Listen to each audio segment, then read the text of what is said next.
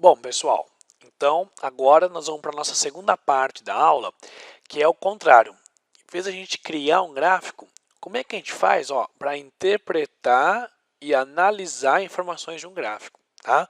Então a primeira coisa importante é o que você precisa saber de um gráfico? O que é importante você ler num gráfico? Né? Nós já vimos algumas coisas. Né? Você lê, por exemplo, o título, você lê a legenda, você lê a fonte, né? A escala do gráfico. Tudo isso é importante. Tá?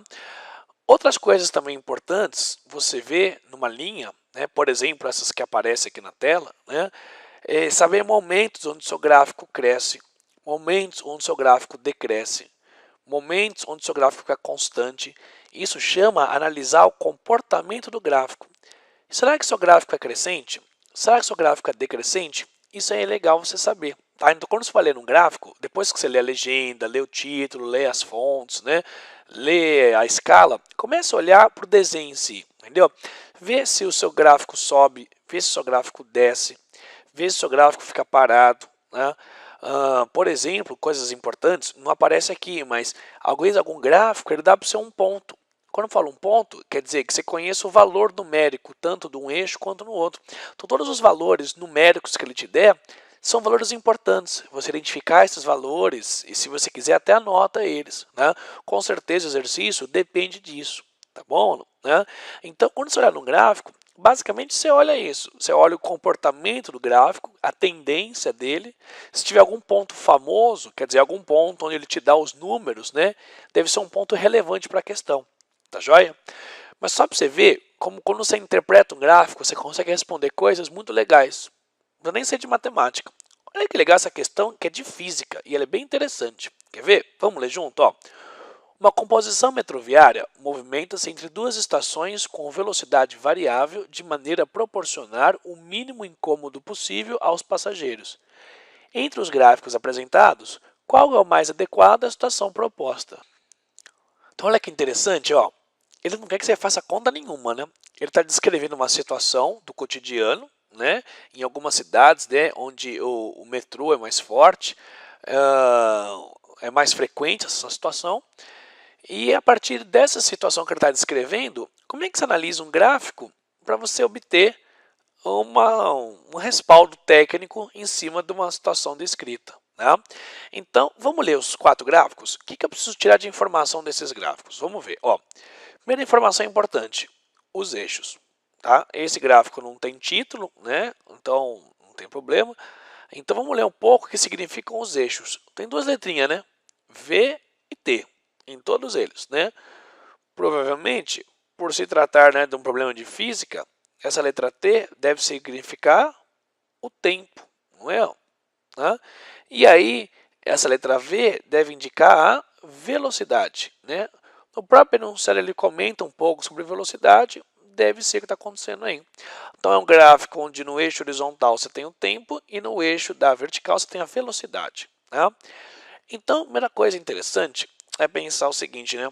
Se o metrô está numa estação e quer até a outra, quais são os movimentos que ele precisa fazer? Né?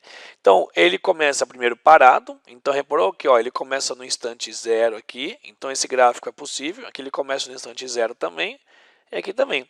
Você percebe que esse gráfico já é meio estranho? Porque no instante inicial, ele não começou no instante zero, é como se ele estivesse andando já, porque é muito doido, não é? Então você já percebe que esse gráfico ó, não tem nada a ver, né? Já pode excluir esse aqui, né? Tá bom? Vamos pensar então um pouco agora nos demais que aparecem. Né? Então, o que está acontecendo com o movimento desse gráfico, né? O comportamento desse gráfico? Ó, bom, vamos pensar nesse caso.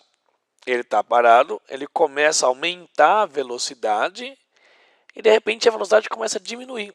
Você percebe ó, que ele aumenta, aumenta, aumenta e do nada começa a frear, frear, frear. Ou seja, não tem nenhum momento onde ele mantém a velocidade. Bom, não sei, mas geralmente não é isso que acontece, né? Quando você vai andar de trem também, né, que é o mesmo princípio, você aumenta a velocidade, durante um certo tempo você fica, né, com uma velocidade mais ou menos constante, e só vai brecar, vai diminuir a velocidade, quando estiver perto de uma outra estação, de uma próxima estação, né? Por isso que eu acho meio estranho, não faz muito sentido. E outro detalhe também, né? Você percebe que aqui você faz um movimento e aqui você faz um outro tipo de movimento, né? É um triângulo diferente desse, né? E geralmente nessas estações o movimento é um pouco mais regular, não é? Que uma outra ideia interessante você olhar em gráfico, movimentos periódicos. Por exemplo, você viu que o seu gráfico aqui é muito mais regular do que esse gráfico aqui? Né? Então acho que esse gráfico aqui, ó, também está fora, não é? Não tem muito a ver. Então a gente está em dúvida entre dois. Bom, os dois já têm movimentos mais regulares, é verdade, né? Nos dois você consegue ter situações legais, só que a diferença desse gráfico para esse gráfico aqui, acontece o mesmo problema naquele primeiro gráfico lá, né? Você viu que tem esse biquinho de novo? Ó? Quer dizer, ele aumenta a velocidade e logo diminui. Não tem nenhum instante, não tem nenhum momento onde ele mantém a velocidade, né? Então não é muito usual a gente pensar nisso, né? Então por isso que esse gráfico, ó, também acaba caindo fora. Ou seja, dos 4 gráficos, acho que o que melhor representa a situação é exatamente esse gráfico aqui, que aparece em amarelo aí pra gente, né? Tudo bem, ó?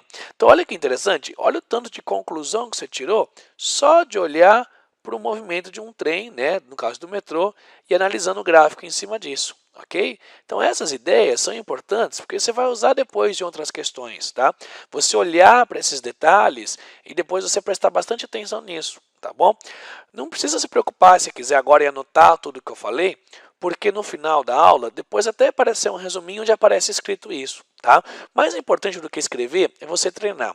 E para isso, ó, tem uma questão especial te esperando agora. Dá uma olhadinha.